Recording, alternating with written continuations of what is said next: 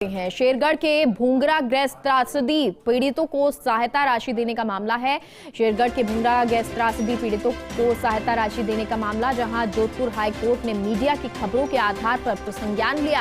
High court justice Dinesh Mehta की एकल पीठ ने यह प्रसंज्ञान लिया है और इस तरह शायद राशि बांटने को लेकर हाई कोर्ट ने नाराजगी जताई है। इस तरह सरकार पर दबाव बनाकर सहायता राशि की घोषणा करवाना अनुचित है। वित्त सचिव को एफिडेविट पेश करने के निर्देश दिए, तो एफिडेविट पेश कर दे जानकारी।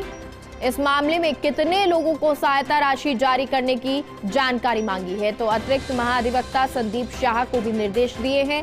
हाईकोर्ट ने मुख्य न्यायाधीश को फाइल भेजी है। तो ये बड़ी जानकारी, भूंगरा गैस त्रासदी, ये गैस त्रासदी जिसके बाद लगातार कई मौतें हुई और जो दुख है वो छाया रहा, लेकिन अब जोधपुर हाईकोर्ट ने मीडिया की खबरों के आधार पर प्रसंज्ञान लिया है और हाईकोर्ट जस्टिस दिनेश मेहता की एकल पीठ ने यह प्रसंज्ञान लिया।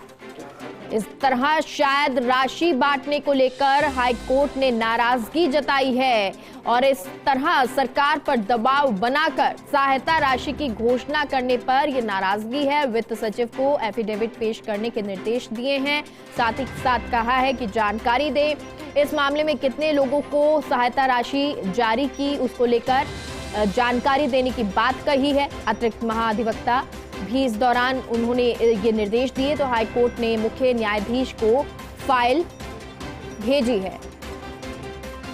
तो अतिरिक्त महाधिवक्ता संदीप शाह को उन्होंने निर्देश दिए हैं, साथ ही साथ हाईकोर्ट के मुख्य न्यायाधीश को फाइल भेजी है।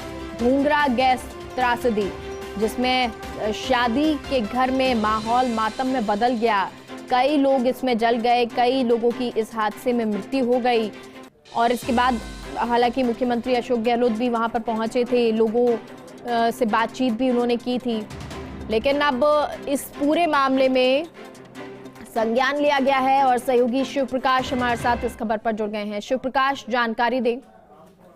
जी, मैं बताना चाहूंगा कि जिस तरह से भूंगरा गैस त्रासदी हुई थी जिसमें अब तक 35 लोगों की मौत हो चुकी है, इस मामले को लेकर के पिछले कई दिनों से पीड़ित परिवारों को न्याय दिलाने और उचित मुआवजे देने को लेकर धरना प्रदर्शन भी किया जा रहा था। कल एक सर्व समाज की ओर से रैली का भी आयोजन किया गया था। जिला कलेक्ट्रेट का घेराव हुआ था, करीब 7-8 घंटे कलेक्ट्रेट के बाहर घेराव चला। उसके बाद मुख्यमंत्री अशोक गहलोत से वार्ता हुई और उन्होंने प्रति मृतक जो है 17 लाख रुपए और संविदा पर नौकरी देने का आश्वासन दिया। उसके बाद वह धरना समाप्त हुआ, लेकिन आज जिस तरह से मीडिया में खबरें आई उसके बाद हाईकोर्ट जस्टिस दिनेश मेहता ने मामले में प्रसंज्ञान लिया और उन्होंने कहा कि इस तरह से भीड़ तंत्र के माध्यम से किसी सरकार पर दबाव बनाकर इस तरह से घोषणा करवाना कहीं न कहीं अनुचित है। इसको लेकर के उन्होंने राज्य के वित्त सेक्रेटरी है उनसे एफिडेविट पेश करने के लिए कहा है कि इस मामले में घटनाक्रम में किन किन लोगों को कितनी कितनी राशि जारी की गई है, अपनी विस्तृत रिपोर्ट पेश करें। साथ ही यह फाइल है, क्योंकि स्वयं मोटर से कॉन्ग्रेशन लिया गया है तो उस पर सीजे सुनवाई करता है, तो यह फाइल मुख्य न्यायाधीश को भिजवाई गई है। जी बिल्कुल शिव प्रकाश, और अगर जानकारी जिस तरह से कोर्ट ने मांगी है कि कितने कितने लोगों को ये राशि दी गई है, क्या उसके बारे में जानकारी सामने आई?